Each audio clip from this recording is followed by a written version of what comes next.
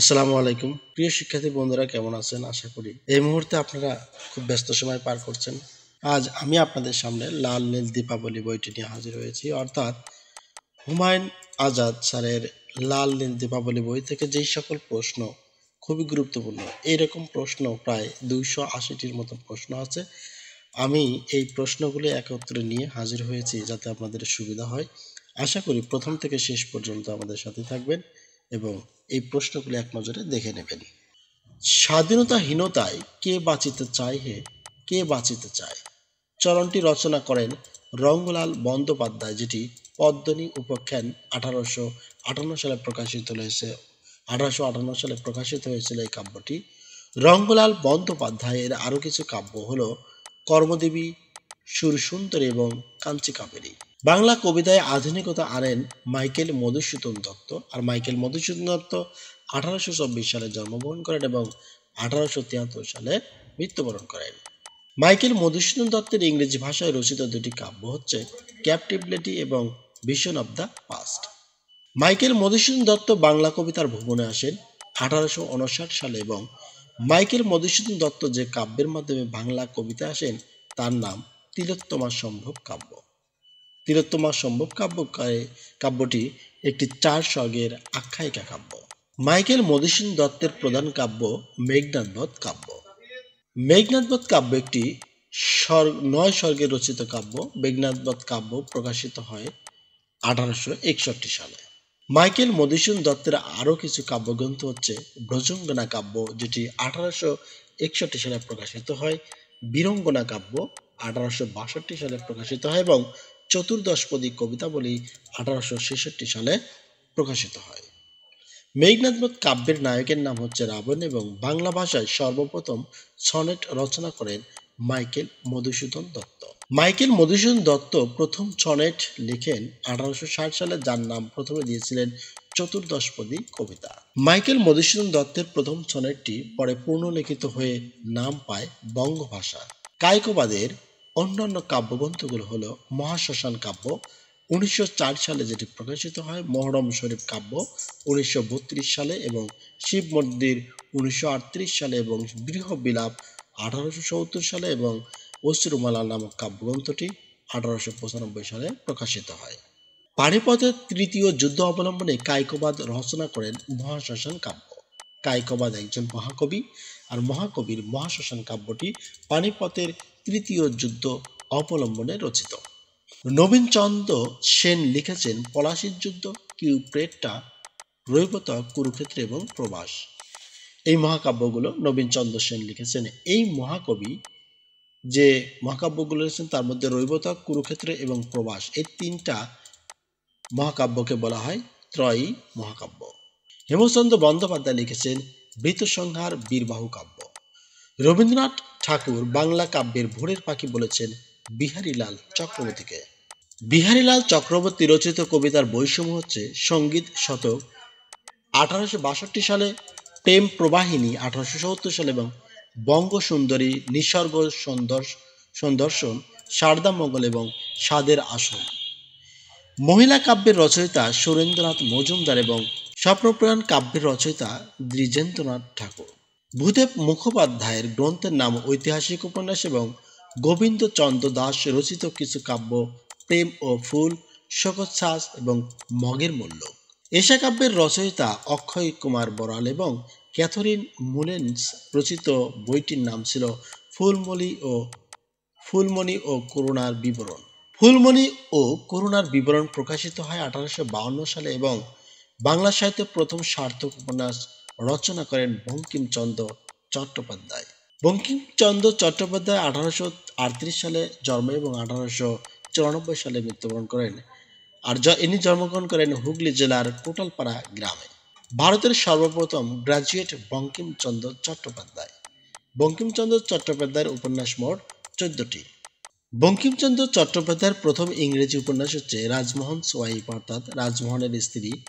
বঙ্কিমচন্দ্র চট্টোপাধ্যায়ের প্রথম বাংলা উপন্যাস দুর্গেশ নন্দিনী। বঙ্কিমচন্দ্র চট্টোপাধ্যায়ের উপন্যাসসমূহ হচ্ছে দুর্গেশ নন্দিনী, যেটি 1865 সালে প্রকাশিত হয়, কপালকুণ্ডলা, চন্দ্রশেখর, আনন্দমঠ, রাজসিংহ, সীতারাম, দেব চৌধুরানী, বিষবৃক্ষ, কৃষ্ণকান্তের উইল, মৃণালিনী, ইন্দিরা, যুগ লাঙ্গড়ীয় এবং রজনী, আধা রমণী, এই কবিতাগুলো এই উপন্যাসগুলো বঙ্কিমচন্দ্র চট্টোপাধ্যায় রচনা করেন। স্বর্ণকুমারী দেবী রচিত উপন্যাসসমূহ দ্বীপ নির্মাণ। আর দ্বীপ নির্মাণ হচ্ছে বাংলা ভাষায় রচিত প্রথম মহিলা সাহিত্যিক ঔপন্যাসিক কর্তৃক রচিত। আর প্রথম বাংলা ভাষার ঔপন্যাসিক হচ্ছে মহিলা ঔপন্যাসিক হচ্ছে স্বর্ণকুমারী দেবী। তাহলে স্বর্ণকুমারী দেবী রচিত অন্যান্য উপন্যাস হচ্ছে ছিন্নমুকুল, হুগলির ইমামবাড়ি, কাহাকে, বিদ্রোহ, মেবার রাজ, ফুলের মালা এবং মিলন রাত্রি। বাংলায় প্রথম নাটক মঞ্চস্থ করেন এক বিদেশি রাশিয়ান, তার নাম হচ্ছে গিরাসিম লেবেদভ, যিনি 1749 সালে জন্মগ্রহণ করেন এবং 1818 সালে মৃত্যুবরণ করেন। গিরাসিম লেবেদভ যে নাটক অনুবাদ করেন বা মঞ্চস্থ করেন তার নাম হচ্ছে ডিসগাইজ। ডিসগাইজ নামক প্রহসনের অনুবাদ নাটকটি এই অঞ্চলে মঞ্চস্থ হয় 1795 সালে। বাংলা ভাষা প্রথম নাটকের নাম ছিল ভদ্রার্জুন। আর ভদ্রার্জুন নাটকটি লিখেছেন তারাচরণ শিকদার। বাংলা ভাষা প্রথম ট্রাজেডি নাটক কীর্তিবিলাস, যিনি 1852 সালে যেটি প্রকাশিত হয়েছিল। কীর্তিবিলাস লিখেছেন যোগেন্দ্র চন্দ্র গুপ্ত। মার্চেন্ট অফ ভেনিস অবলম্বনে হরচন্দ্র ঘোষ লিখেছেন ভানুমতি চিত্তবিলাস নাটক। 1853 সালে এটি প্রকাশিত হয়েছিল। Harachandra Ghosh Romeo and Juliet অবলম্বনে লিখেন চারুমুখ চিত্তহরা, যেটি 1864 সালে প্রকাশিত হয়েছিল। নাটকে রামনারায়ণ ডাকা হতো রামনারায়ণ তর্করত্নকে। রামনারায়ণ তর্করত্নের লেখা নাটকগুলো হলো কুলীন কুল সর্বস্ব, বেণীয় সংসার, রত্নাবলী, অভিজ্ঞান শকুন্তল, মালতী মাধব এবং রূপনিহরণ, কংসবাদ এবং ধর্মবিজয়। রামনারায়ণ তর্করত্নের কয়েকটি প্রহসন হচ্ছে যেমন কর্ম তেমন ফল, উভয় সংকট, বুঝলে কিনা, সাবিত্রী, সত্যবান 1858 সালে রচনা করেন কালী প্রসন্ন সিংহ। মাইকেল মধুসূদন দত্তের প্রথম নাটক হচ্ছে শর্মিষ্ঠা, যেটি 1859 সালে প্রকাশিত হয়েছিল। বাংলা ভাষার সত্যিকারের প্রথম আধুনিক নাটক শর্মিষ্ঠা 1859 সালে প্রকাশিত হয়েছিল মধুসূদন দত্তের। এটির কাহিনী নেন মহাভারত থেকে। অলি কুনাট্য রঙ্গে মজলোক, রারে বঙ্গে নিখুরিয়ে প্রাণে নাহি সয়, লিখেছেন মাইকেল মধুসূদন দত্ত। মাইকেল মধুসূদন দত্তের দ্বিতীয় নাটক পদ্মাবলী, এটির কাহিনী নেন তিনি গ্রিক উপকথা প্যারিসের বিচার নামের একটি গল্প থেকে। মাইকেলের মধুসূদন দত্তের শ্রেষ্ঠ নাটক কৃষ্ণকুমারী নাটক। এই নাটকটি লিখেছেন 1860 সালে আর প্রকাশিত হয় 1861 সালে। এই নাটকের কাহিনী নিয়েছিলেন টডের রাজস্থান থেকে। মাইকেল মধুসূদন দত্তের মৃত্যুর পর প্রকাশিত হয় নাটক মায়াকানন, যেটি 1874 সালে প্রকাশিত হয়েছিল। মধুসূদন দত্তের প্রহসনগুলো হলো একে কি বলে সভ্যতা, বুড়ো শালিকের ঘাড়েরও। দীনবন্ধু মিত্রের 1833 সাল থেকে জন্ম এবং 1838 সালে জন্ম এবং 1873 সালে তার মৃত্যু। দীনবন্ধু মিত্রের পিতৃদত্ত প্রদত্ত নাম ছিলেন গন্ধর্ব নারায়ণ মিত্র। দীনবন্ধু মিত্রের প্রথম নাটক নীলদর্পণ, যেটি 1860 সালে প্রকাশিত হয়েছিল এবং 257 নং প্রশ্নটি হচ্ছে নবীন মাধব যে নাটকের চরিত্র সেটি হচ্ছে নীলদর্পণ নাটক।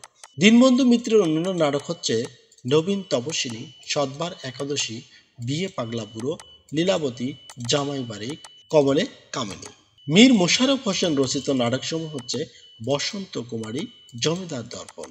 দ্বিজেন্দ্রলাল রায় রচিত নাটকসমূহ হচ্ছে কল্কি অবতার, বিরহ, তারাবাই, প্রতাপ সিংহ, দুর্গা দাস এবং নূরজাহান, মেবার পতন, শাহজাহান এবং শেষে রয়েছে চন্দ্রগুপ্ত। রবীন্দ্রনাথ ঠাকুরের জন্ম 1861 সালের 7 মে। রবীন্দ্রনাথ ঠাকুরের পিতা মাতা দেবেন্দ্রনাথ ঠাকুর, সারদা দেবী। রবীন্দ্রনাথ ঠাকুর লোকান্তরিত হন অর্থাৎ মৃত্যুবরণ করেন 1961 সালের 7 আগস্ট এবং বাংলা যাকে 1348 বঙ্গাব্দের 22 শ্রাবণ বলা হয়। রবীন্দ্রনাথ ঠাকুর নিজের নামে প্রথম যে কবিতাটি বের করেন তার নাম ছিল হিন্দুবেলার উপহার। রবীন্দ্রনাথ ঠাকুরের যে বইটি সবার আগে ছাপানো হয় এটি হচ্ছে কবি কাহিনী। রবীন্দ্রনাথ ঠাকুর নোবেল পুরস্কার জেতেন 1913 সালে, অর্থাৎ গীতাঞ্জলি কাব্য নামক কাব্যর জন্য। অর্থাৎ এই গীতাঞ্জলি 1910 সালে প্রকাশিত হয় এবং এর ইংরেজিতে অনুবাদ করা হয় 12 সালে এবং 13 সালে তিনি নোবেল পুরস্কার পান। রবীন্দ্রনাথ ঠাকুরের কিছু উল্লেখযোগ্য কাব্যগ্রন্থের নাম হচ্ছে কবি কাহিনী, বনফুল, সন্ধ্যা সঙ্গীত, ভানুসিংহ ঠাকুরের পদাবলী, সোনার তরী, নৈবেদ্য, গীতাঞ্জলি, পূরবী ইত্যাদি। রবীন্দ্রনাথ ঠাকুরের কিছু উল্লেখযোগ্য কাব্যনাট্য, গীতিনাট্য এবং নাটকের নাম হচ্ছে বাল্মীকি প্রতিভা, মায়ার খেলা, ডাকঘর, চিরকুমার সভা, কালের যাত্রা এবং তাসের দেশ। রবীন্দ্রনাথ ঠাকুরের কিছু উল্লেখযোগ্য উপন্যাসের নাম হচ্ছে করুণা, যেটি অসমাপ্ত রয়ে যায়, বউ ঠাকুরানের হাত, রাজর্ষির চোখের বালি, নৌকাডুবি, শেষের কবিতা এবং 4 অধ্যায়। রবীন্দ্রনাথ ঠাকুরের কিছু উল্লেখযোগ্য গল্পের বইয়ের নাম হচ্ছে ছোট গল্প, বিচিত্র গল্প, কর্মফল, গল্প সপ্তক, 3 সঙ্গী, গল্প স্বল্প ইত্যাদি। রবীন্দ্রনাথ ঠাকুরের কিছু উল্লেখযোগ্য ভ্রমণ কাহিনী সংক্রান্ত বইয়ের নাম ইউরোপ প্রবাসীর পত্র, ইউরোপ যাত্রীর ডায়েরি, প্রথম খণ্ড 1891 এবং দ্বিতীয় খণ্ড 1893 সালে প্রকাশিত হয়েছিল, জাপানি যাত্রী, রাশিয়ার চিঠি, পথে ও পাথের প্রান্তে ইত্যাদি। রবীন্দ্রনাথ ঠাকুর কিছু উল্লেখযোগ্য ভাষা ও সাহিত্য সমালোচনামূলক সংক্রান্ত বইয়ের নাম ছিল সমালোচনা, প্রাচীন সাহিত্য, লোকসাহিত্য। এইগুলো হচ্ছে সাহিত্য সমালোচনামূলক বই। রবীন্দ্রনাথ ঠাকুরের কিছু উল্লেখযোগ্য গানের বইয়ের নাম রবির ছায়া, গীতিমাল্য এবং গীতালি। রবীন্দ্রনাথ ঠাকুরের কিছু উল্লেখযোগ্য প্রবন্ধ বিবিধ প্রসঙ্গ, মন্ত্রী অভিষেক এবং ভারতবর্ষ। রবীন্দ্রনাথ ঠাকুরের আত্মজীবনীমূলক 2টি বই রয়েছে, যেটি হচ্ছে জীবনচিত্রী এবং ছেলেবেলা। আমার ছেলেবেলা নামক কিন্তু একটি গল্প আছে, প্রবন্ধ, যেটি হচ্ছে ডক্টর মোহাম্মদ শহীদুল্লাহ বিষয়ক এবং শুধুমাত্র ছেলেবেলা রবীন্দ্রনাথ ঠাকুরের আত্মজীবনীমূলক বই, যেটি 1940 সালে প্রকাশিত হয়েছিল। রবীন্দ্রনাথ ঠাকুরের কিছু চিঠিপত্র সংক্রান্ত বই, চিঠিপত্র, ভানু সিংহের পত্রাবলী এবং চিহ্না পত্রাবলী। রবীন্দ্রনাথ ঠাকুরের রচনার কিছু সংকলন হচ্ছে কাব্যগ্রন্থাবলী, চয়নিকা, সঞ্চয়িতা এবং রবীন্দ্র রচনা বলে। রবীন্দ্রনাথ ঠাকুরের প্রথম সংকলন বের হয় 1896 সালে। তোমার সৃষ্টির পথ রেখেছ আকীর্ণ করি, বিচিত্র ছলনা জলে হে ছলনাময়ী। রবীন্দ্রনাথের শেষের কবিতা থেকে এই কবিতার 2টি লাইন নেওয়া হয়েছে। ছন্দের জাদুকর উপাধি পেয়েছেন সত্যেন্দ্রনাথ দত্ত। সত্যেন্দ্রনাথ দত্তের কয়েকটি কাব্য হচ্ছে বেণু ও বীণা এবং হোমশিখা। এই শিক্ষার্থী বন্ধুরা, লাল নীল দীপাবলি থেকে এই 280টি প্রশ্ন যদি আপনি আয়ত্ত রাখতে পারেন, আশা করা যায় এই হুমায়ুন আজাদ স্যারের এই লাল নীল দীপাবলি বই থেকে কিন্তু অনেক প্রশ্ন এসে থাকে। আশা করি আপনারা এখান থেকেই কমন পাবেন। এজন্য এই প্রশ্নগুলি আপনারা আয়ত্ত রাখবেন। আর নতুন এপিসোডে আপনাদের অগ্রিম আমন্ত্রণ জানিয়ে আজকের মতো এখানে শেষ করছি। খুদা হাফেজ।